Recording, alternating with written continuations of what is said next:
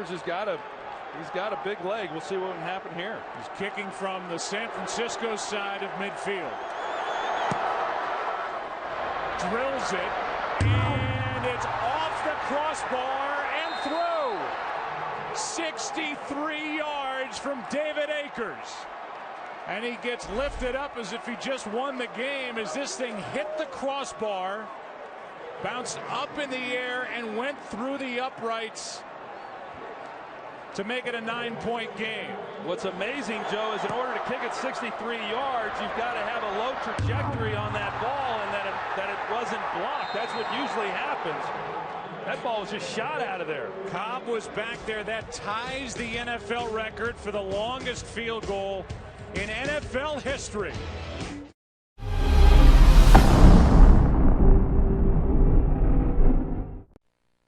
There, make him think pass and sneak the lead draw in there.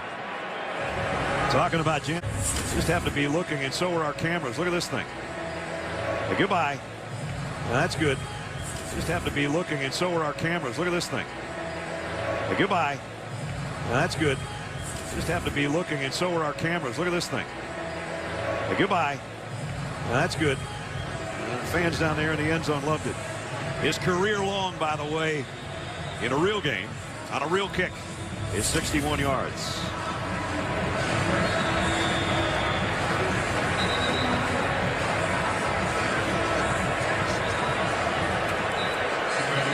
He was 4 out of 7 last year from 50 plus. And this is going to be a 63-yard field goal attempt, which would match the longest in NFL history. Sebastian Janikowski from 63 kicks on the way. It is good. He got it. Wow. NFL history tied here in Denver.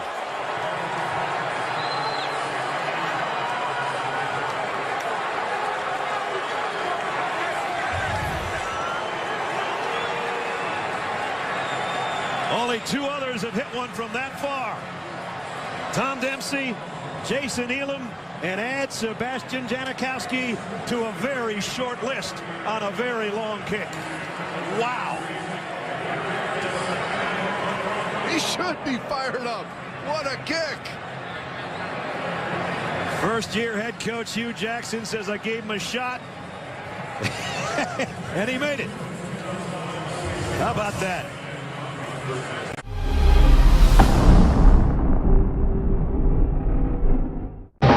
So Jason Elam will try it after they back him up. Elam is going to try this, and it will be a 60, let's call it 63-yard attempt. Spotted at the Bronco 47-yard line. Snap a little high. Elam's kick. It's a line drive. It's got enough distance. It is good! 63 yards! Holy mackerel! Bronco teammates are mobbing Jason Elam. Oh, my!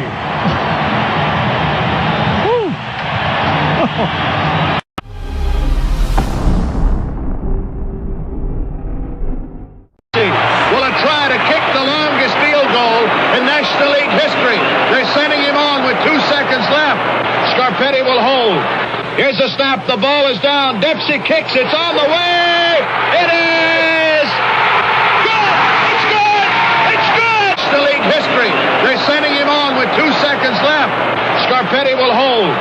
Here's the snap. The ball is down. Dempsey kicks. It's on the way. It is good. It's good. It's good. The Saints have won. The Saints have won. The stadium is wild. Dempsey is being mobbed. The time has run out. The Saints.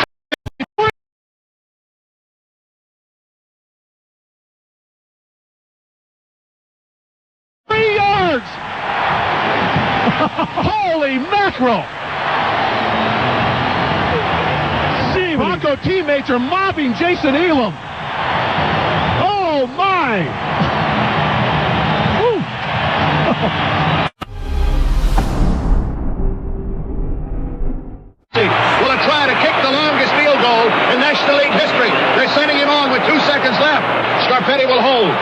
the snap. The ball is down. Dempsey kicks. It's on the way. It is good. It's good. It's good. The Saints have won.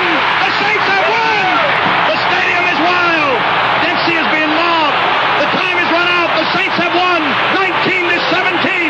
Dempsey with a 63-yard field.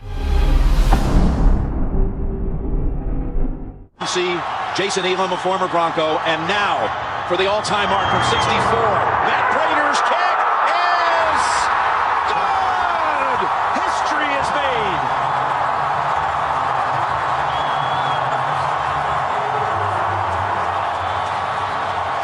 That'll get you fired up going into the locker room.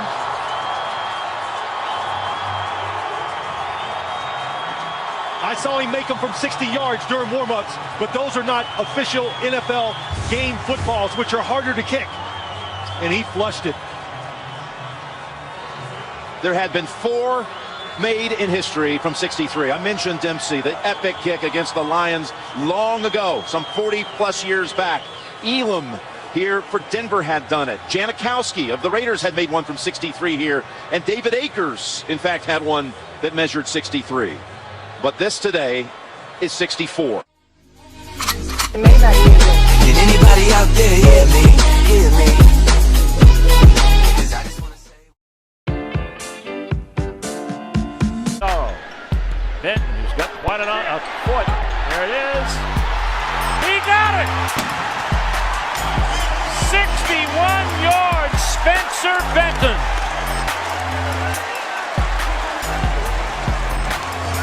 Halftime comes to an end, and what a way to end it. Him there just to the left of the uprights. 57-yard potential game winner. Kane's boot is on the way. It's hooking. It's turning. It is good! 57 yards! Dramatic win, Iowa! The power he generates, if he gets a hold of it, he's got a shot here at 60 yards.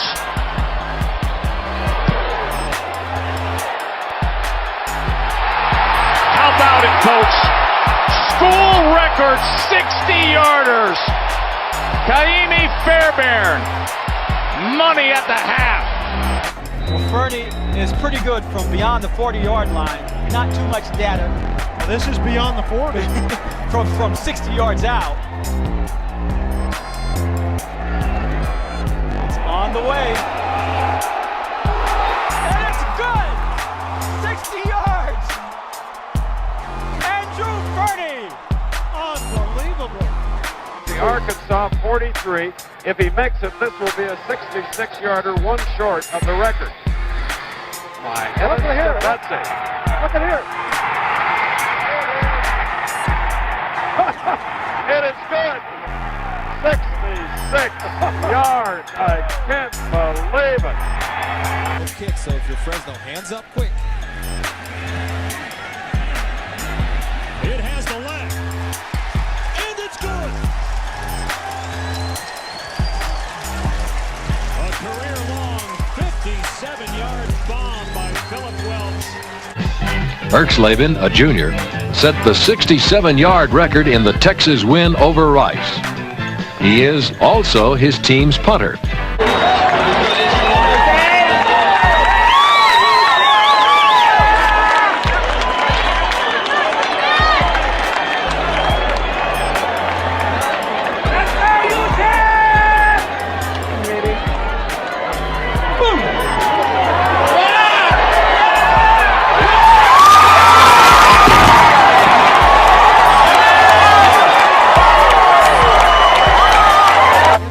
Texas, the senior from 67. Boy, wow, he has plenty of legs. Wow, it is good. Whoa! Wow. That would have been good from 72 yards, I think.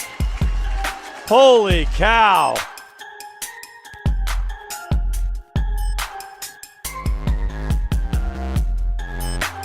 In the uprights, while under the pressure and constraints typical of a field goal. Remember how the margin for error shrinks the further away you get? Well, from 90 yards, the window of your lateral angle shrinks to just 3.9 degrees. Is it improbable? Yes. Impractical? Absolutely. In fact, it's hard to even conceive of a game time scenario in which any coach would even think to attempt a field goal from more than 70 yards away instead of going for, say, a Hail Mary. Not that it hasn't happened. In 2008, while playing for the Oakland Raiders, kicker Sebastian Janikowski was called on to attempt a field goal from 76 yards, the farthest attempt in NFL history. We couldn't actually afford to pay. A lot of their accuracy has to do with how they kick. Prior to the 1970s, most place kickers would run at the ball head on and kick it with the tips of their shoes. It's called a toe kick, and while it can be powerful, it is also notoriously inaccurate. But starting in the late 60s, players began making contact with the ball high up on the instep of their kicking foot, the way a soccer player would. You have a lower launch speed, but you have a much more consistent impact with that larger area. So the end result there being increased accuracy. By the mid-1970s, most place kickers had begun to favor the soccer kick over the toe kick.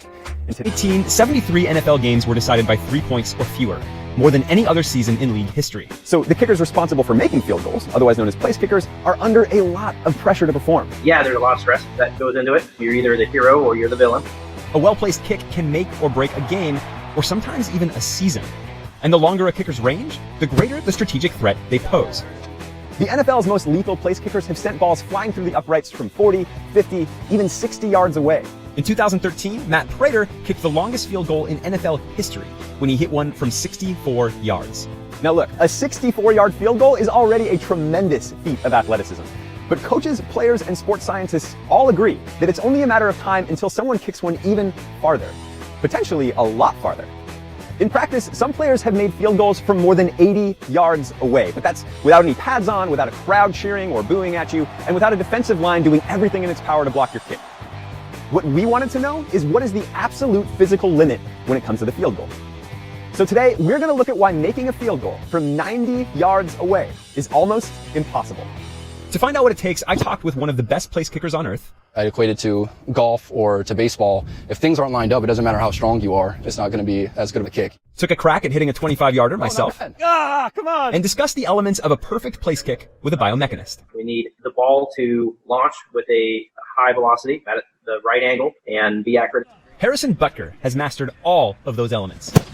Butker is the starting kicker for the Kansas City Chiefs, and he's known for having one of the most powerful and most consistent kicks in the NFL. People don't realize how much work we actually put in. Just because we can't come out and do a lot of kicks in practice or even in the game doesn't mean that there's a lot of stuff we can't do on the side as far as watching film, taking care of our body, doing mental reps. I mean, kicking, a lot of it is mental. We met up at Cole's kicking camp in Whitewater, Wisconsin, where he talked me through the finer points of place kicking. Back to forward, but also from this kind of left to right motion from back there around. Before we get started, here's a summary of what a typical field goal looks like. There's the snap, the hold, and the kick, all of which take place in about a second. So let's say the snap and hold are good. Now let's look at how to approach the ball. You've got me here at the 15-yard line, so 15 plus 10 for the end zone. This is 25 yards? 25-yard field goal, right down the middle. I like your confidence in me. Yeah, but you got the soccer shoes on, man. Maybe you're fooling me. And yes, I was wearing soccer shoes. A lot of professionals actually do that. They wear a soccer cleat on their kicking foot because it gives them a better feel for the ball, and a football cleat on their plant foot to help them get better traction. But the truth is, no shoe on earth was going to make up for my terrible form. No. All right, so we need to get it up. So Butker gave me some tips, starting with my foot placement. Your plant foot, you want facing straight down your target line, and then you're going to want your kicking foot to be, bam, perpendicular. I was also using the wrong part of my foot. No, you're going to want to have way up there. That's what a lot of people don't realize, that we're making contact with the ball all the way up there. That's the strongest part of your foot, right there on that bone. Oh, not bad. Come on. Went straight, you had the height. It's looking better. High school extra point, that's good. In high school, that would have been good. Exactly. Too bad I'm 32. Okay. Finally, Butker gave me some tips on where to stand. I had been backing up way behind the ball, thinking that a running start would help boost my power. But Butker says that's not always the case. Well, the most important thing is your contact. So even if you're sprinting up to the ball, if your contact isn't perfect, then it doesn't matter how much momentum you had, because the farther away I get, the more opportunity I have to mess up or, just being consistent. Really, as long as that last step's good and you get good contact, that's the most important thing. But also, in a game, you have 1.3 seconds from standing still to making contact with the ball. So if you're super far away, it's going to get blocked, right. So you kind of have to be closer as well. Hey! Nice. All right. Look at that. That was our last ball. Last ball, we're out. That was great. Okay, so I literally just kind of put together all of the tips that you gave me in the last second there. I wasn't Next, so far away. It was Butker's turn. Why don't you show me how this is done? Here. Now, it's the off season for Butker, so he wasn't about to blow his leg out showing me up. Still, he made it look effortless.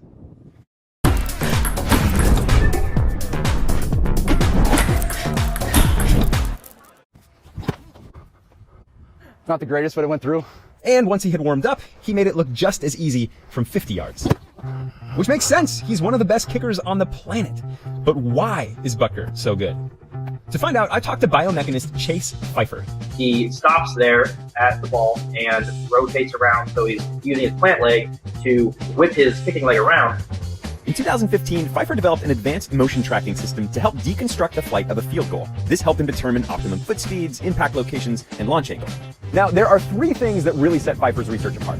Number 1, most studies on kicking have focused on soccer, not American football. Number 2, most of those studies were performed using 2-dimensional analyses. Pfeiffer's analyses were done in 3 dimensions, which gave him a lot more insight into the dynamics of players' kicks. And number 3, in addition to studying the form of elite place kickers, he also built this. It's a field goal bot. And unlike a human kicker, it can kick a football the exact same way every single time. Humans are unpredictable and inconsistent, and a mechanical robot, same thing every time. By cross-referencing his player data with his robot data, Pfeiffer was able to analyze how things like foot placement, foot velocity, and overall coordination affect the quality of a given kick. The most important variable of all? Impact location. Where a player's foot makes contact with the ball. His research shows that the key to a monstrous field goal boils down to 2 things. How much force you can deliver to the ball, and where you deliver that force. Pfeiffer says that when an elite place kicker's foot makes contact, it's usually traveling between 42 and 49 miles per hour, and that can deliver more than 3,000 newtons of force to the ball. The faster your foot moves, the faster the ball leaves the ground, and the farther it travels. Now, the ideal launch angle for distance for a projectile, as any freshman physics student will tell you, is 45 degrees. But when you account for drag, Pfeiffer says the ideal launch angle for a football, toppling end over end, is actually closer to 43 degrees. And to kick the ball at that precise angle, you need to kick it right here, about 2.5 inches off the ground or a quarter of the way up the ball. Kicking the ball on this sweet spot helps achieve the ideal launch angle while minimizing the foot velocity required to maximize distance. In other words, hitting the ball right here lets you kick it farther, easier. If you say that's halfway and a quarter is about right there, that's generally where you want to hit it. I mean, if you hit it a little low, it's going to be a good ball. It's just going to be spinning more. But if you hit it too high up, that's when you're going to hit a line drive knuckleball. That precise combination of power and foot placement is what enabled Matt Prater to kick the longest field goal in NFL history in 2013, when he sent the ball flying through the uprights from 64 yards away. Now here's the thing. Place kickers have actually been kicking about that far for almost half a century. In 1970, New Orleans Saints kicker Tom Dempsey blasted a 63-yard game-winning field goal against the Detroit Lions. His record stood for over 40 years. And there are a few things that make Dempsey's record remarkable. For one, he was born without any toes on his kicking foot and was outfitted with this custom shoe. While it's unclear if that gave him an unfair advantage, the NFL eventually created a rule that standardized kicking cleats. The other thing that's incredible about Dempsey's record is that since he set it, despite improvements in equipment and training, almost nobody has been able to outdo him, at least not during a game.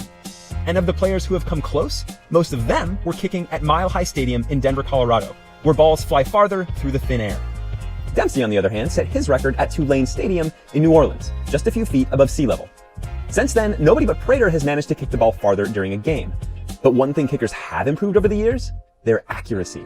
For as long as the NFL has been keeping records on field goals, place kickers have been hitting their marks more and more consistently, from every distance. Today's NFL kickers are as successful from 50 yards as 1970s kickers were from 30. And a lot of their accuracy has to do with how they kick. Prior to the 1970s, most place kickers would run at the ball head on and kick it with the tips of their shoes. It's called a toe kick, and while it can be powerful, it is also notoriously inaccurate. But starting in the late 60s, players began making contact with the ball high up on the instep of their kicking foot, the way a soccer player would. You have a lower launch speed, but you have a much more consistent impact with that larger area. So the end result there being increased accuracy. By the mid-1970s, most place kickers had begun to favor the soccer kick over the toe kick. And today, nobody kicks with their toe, at least not in the NFL. And that's because when it comes to place kicking at the professional level, accuracy matters more than power. Guys in the NFL don't necessarily have the strongest legs. There's a lot of guys in college that have these massive legs that might not make it in the NFL because they don't have the accuracy. So if you want to have a long career, you got to be able to be consistent over a long period of time. Once you're able to kick with power, place kicking is essentially Just got my subscription to Bright Cellars. I'm gonna cook a dish right now that's gonna work with one of these wines really beautifully. A geometry problem. The angle of your kick needs to be steep enough to clear the line of defenders trying to block your kick, and it needs to be straight enough to avoid flying too far left or right of the goalposts. And the farther from the field goal you get, the smaller your margin of error becomes. A 20-yard field goal has to stay within a 17.5-degree window to count. But from 60 yards, that window shrinks to just under 6 degrees. Say you're hitting a 60-yard field goal. If that thing's slowly chilling to the right, you might miss that, but if it was an extra point, that would be good. If that was a 40-yarder, that would have been good. So you just have to be a lot more accurate. You might be wondering how these guys handle that kind of pressure. The answer, actually pretty well, which might be what sets pros apart from the non-professionals.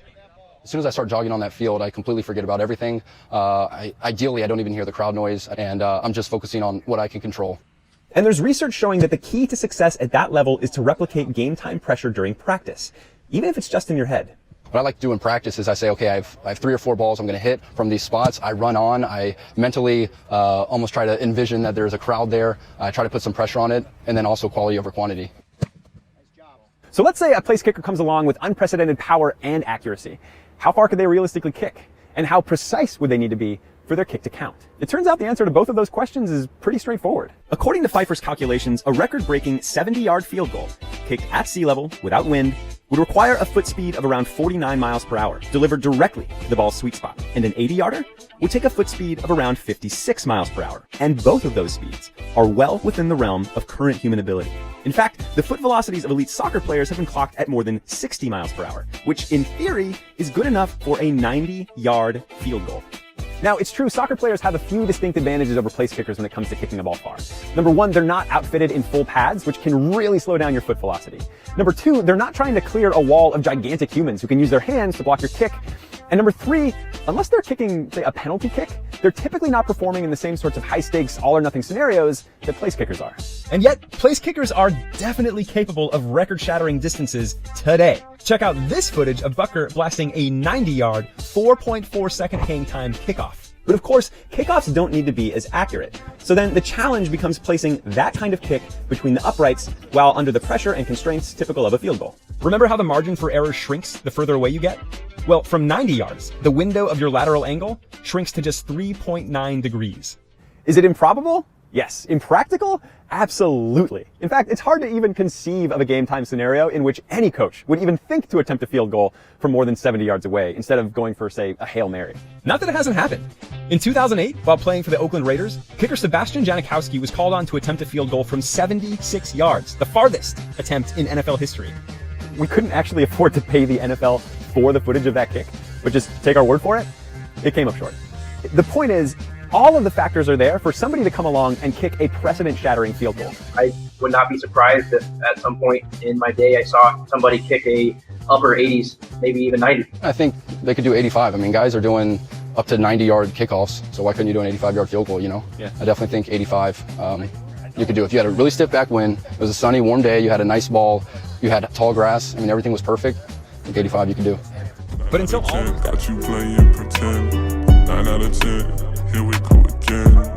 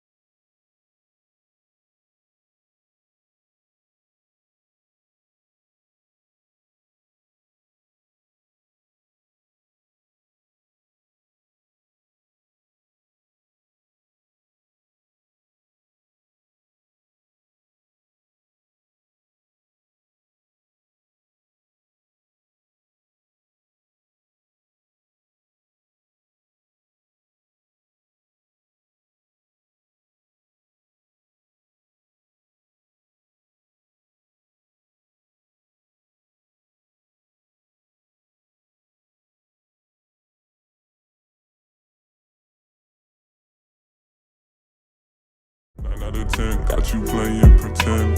9 out of 10, here we go again. Didn't have that problem with the launch pad either. It's crazy. Launch pad kicking team. Shit's legit. Even with the backward lean, look at that. Look at that. We'll watch. Look, launch pad right there. Oh, look, didn't have that problem with the launch pad. Didn't have that problem with the launch pad either. It's crazy. Launch pad kicking team. Shit's legit. Even with the backward lean, look at that. Look at that.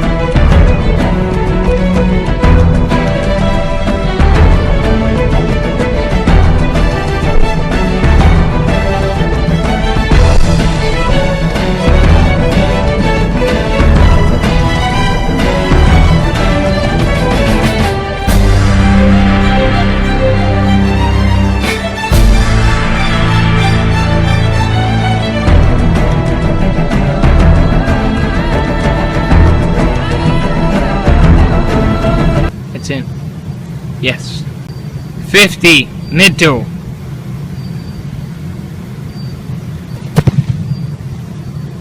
It's in. Yes. 50, mid-2.